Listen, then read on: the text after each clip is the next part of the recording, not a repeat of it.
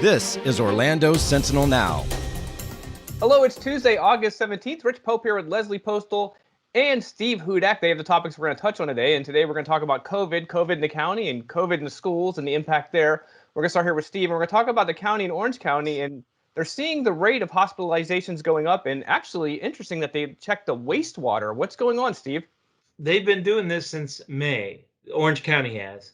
Altamont Springs has been doing it longer. And what they do is they sample part of the wastewater stream and they're able to detect microscopic fragments of the virus.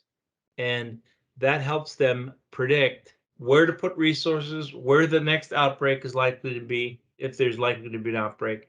So it's kind of like a snapshot of what's happening in the community. And since there are 3 different wastewater centers, one in Northwest, one in East Orlando, and another one sort of southeast, they're able to say, okay, this is the highest percentage of fragments we're finding in this stream.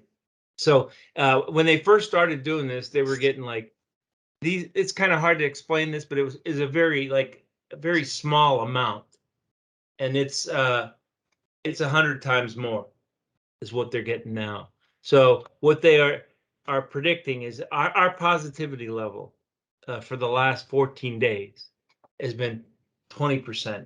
So 1 of every 5 people being tested for COVID in Orange County is positive, has the infection.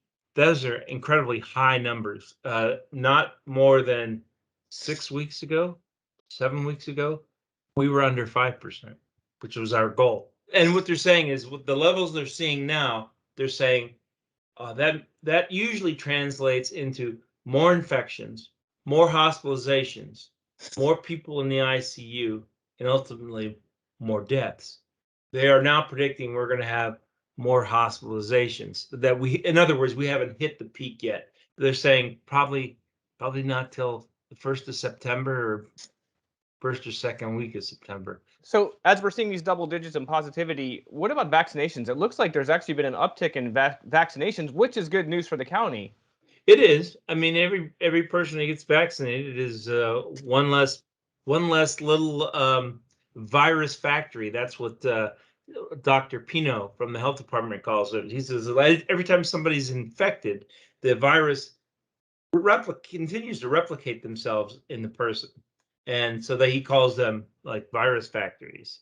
Anytime you have somebody who's vaccinated, that means they're less likely to be infected, and they're less likely to have serious implications from an infection if they do get it. It doesn't mean you will never get infected if you've been vaccinated. You can still get sick, but the symptoms largely are much less. For instance, at the hospitals right now, 95% of the people in ICU for COVID are unvaccinated. 95% of the people who are dying of COVID are unvaccinated. That's since February 6th, since the vaccine became available. Let's talk about those vaccination sites because they have moved. One's at Camping World Stadium now, and Governor DeSantis was there yesterday for a press conference talking about antibody treatment. But it's not just Florida. You're seeing now more people are testing positive. So then what do? So it's totally not a mutually exclusive. But if somebody tests positive, if they're unvaccinated, the vaccine isn't going to treat it. They need it to be treated. So do both, but just understand, people who are vaccinated are still testing positive. Just explain how that works, and as far as if individuals want to do this and what it actually entails. It's the therapy that former President Trump got when he got sick. It's a monoclonal antibody treatment, and this it's opening at Camping World. It's going to be able to treat about 320 patients a day. There's a trick to this. I mean, it has to be shortly after you've been infected. In other words, it's not for somebody who's been sick for a while, I mean, it's got to be, there are certain parameters. In fact, one of the things that Raul Pino said to me was, he said, it's helpful, but it's not it. And I said, what do you mean? He goes, it is the vaccine. That's the it thing. But this helps. This will help people who are newly infected. Can it help help them recover faster. So it's been proven to work.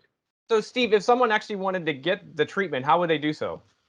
Well, first of all, they'd have to make an appointment online because those appointments are required for the treatment. The treatment's free, and it's something that should be. If you get sick, if you get infected, you should see your doctor and get a referral quickly because early intervention is really key in this. All right, Steve. Well, you can read his update on OrlandoSentinel.com. Of course, he's always on this, so every day Steve's out there listening to what's happening in the community, and you can read about his online right now. All right, we're going to move forward here to Leslie Postal. We're going to talk about schools, and we're about a little under a week in, and we're seeing numbers in schools that are hitting high marks already. Leslie, explain what's going on. Yes, well, we saw when the COVID cases in schools from Friday were reported that was actually surpassed the record that was set last year for the daily number of cases. And then this morning, so that was 97 cases on Friday. This morning, it was 238 new cases reported yesterday. So that trend seems to be continuing, which is what Dr. Pino told us yesterday was going to happen, that he was predicting a jump in cases at least by this coming Friday. We actually saw that this morning. So there's a concern. School started last week. Obviously, they're bringing lots of students and adults together, and there are cases now. Yeah, for the most part, I believe these cases were obtained in the community, not necessarily in the school, but ultimately the concern is as it continues to get longer into the school year that those could be actually being spread in the school. Right, that is certainly the worry, right? I think the cases that were reported last week, I mean, classes in Orange County only started on Tuesday, were, cases that picked up. But into this week, they're worried that those are cases spreading on campus. And of course, for each case, I mean, obviously you worry about the child who is positive, but there is potentially other students who have to leave school. And other teachers who have to leave school, and then you need substitutes. So there's kind of a ripple effect, even when people don't get sick, that they've just lost out on schooling, and their lives have been disrupted for that period of time too. Yeah, let's talk about frustrations. Obviously, this has been one of those heated debates, mask, no mask, and it seems like parents are already a little frustrated with the fact that some students haven't come back with masks, and now their student have to sit out. Right. I mean, I talked to one mom, her son's at Domerick Elementary. He's wearing a mask. He's 7, so he's not old enough to be vaccinated. And Friday morning, she got a call saying you have to come pick him up. And right. And I've heard from other parents who feel the same way. Now her son's out of school for at least the 4 days, missing classes. And she feels like she's not sure. That particular mother, isn't sure she wants him to go back if he's going to be in a 2nd grade classroom sitting next to kids, some of whom are not wearing masks. Parents who are wearing masks are frustrated that some parents are not sending their kids in masks, but that's where we are right now, that is an option. Right. This is a tough one. Obviously, there's no really easy answer to this one. Moving forward for the districts, how do they approach this? Like, what is their intent as far as moving forward as the school year gets further along? Well, in some places in the state, I mean, Alachua and Broward, they have imposed mask mandates. They've just said, we know this is bucking what the governor has said, but we think this is what we need to do to safely operate schools this year.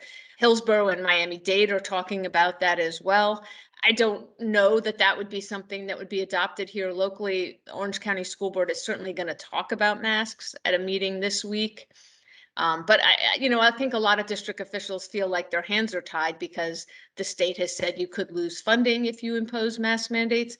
On the other hand, the CDC, the American Academy of Pediatrics, and many local, doctors at our local hospitals have all said, if everyone wore masks, that would make schools safer right now. But that's not where we are right this moment.